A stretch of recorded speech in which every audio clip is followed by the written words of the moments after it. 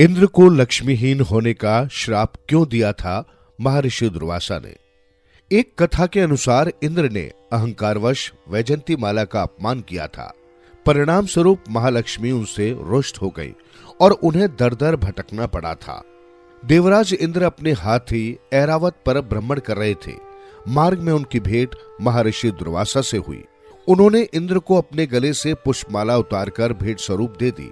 इंद्र ने अभिमानवश उस पुष्पमाला को ऐरावत के गले में डाल दिया और ऐरावत ने उसे गले से उतारकर अपने पैरों तले रौंद डाला। अपने द्वारा दी हुई भेंट का अपमान देखकर महर्षि दुर्वासा को बहुत क्रोध आया। उन्होंने इंद्र को लक्ष्मीहीन होने का श्राप दे दिया। महर्षि दुर्वासा के शाप के प्रभाव से लक्ष्मीहीन इंद्र दैत्यों के राजा बाली से युद्ध में हार गए, जिसके परिणाम स्वरूप राजा बाली ने तीनों लोकों पर अपना आधिपत्य स्थापित कर लिया। हताश और निराश हुए देवता ब्रह्मा जी को साथ लेकर श्री हरि के आश्रय में गए और उनसे अपना स्वर्गलोक वापस पाने के लिए प्रार्थना करने लगे।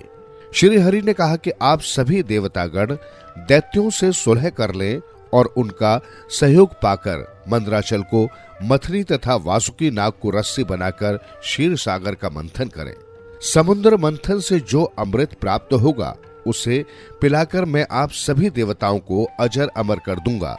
तत्पश्चात ही देवता दैत्यों का विनाश करके पुनः स्वर्ग का आधिपत्य पा सकेंगे। इंद्र दैत्यों के राजा बाली के पास गए और उनके समक्ष समुद्र मंथन का प्रस्ताव रखा। अमृत के लालच में आकर दैत्य देवताओं के साथ मिल गए। देवताओं और दैत्यों ने अपनी पूरी शक्ति लगाकर मंदराचल पर्वत को उठाकर समुद्र तट पर ले जाने की चेष्टा की, परंतु अशक्त रहे। सभी मिलकर श्रीहरि का ध्यान करने लगे। भक्तों की पुकार पर श्रीहरि चले आए। उन्होंने क्रीड़ा करना आरंभ किया और भारी मंदराचल पर्वत को उठाकर गरुड़ पर स्थापित किया एवं पल भर में क्षीर सागर के तट पर पहुंच गए। मंदराचल को मथनी एवं वासुकी नाग को रस्सी बनाकर समुद्र मंथन का शुभ कार्य आरंभ हुआ। श्रीहरि की नजर मथनी पर पड़ी, जो कि अंदर की ओर धंसती जा रही थी। ये देखकर श्रीहरि ने स्वयं कच्छप रूप में मंदराचल को मौलिकता प्रदान की।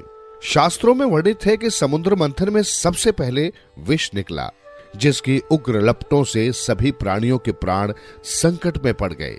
इसे भगवान शिव ने अपने कंठ में धारण किया और उसे अपने ऊपर हावी नहीं होने दिया, जिससे उनका कंठ नीला हो गया और वे नीलकंठ कहलाए।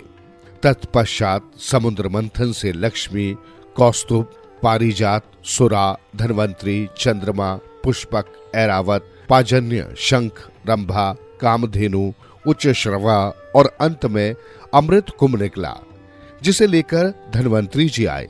उनके हाथों से अमृत कलश छीनकर दैत्य भागने लगे, ताकि देवताओं से पूर्व अमृत पान करके वे अमर हो जाएं।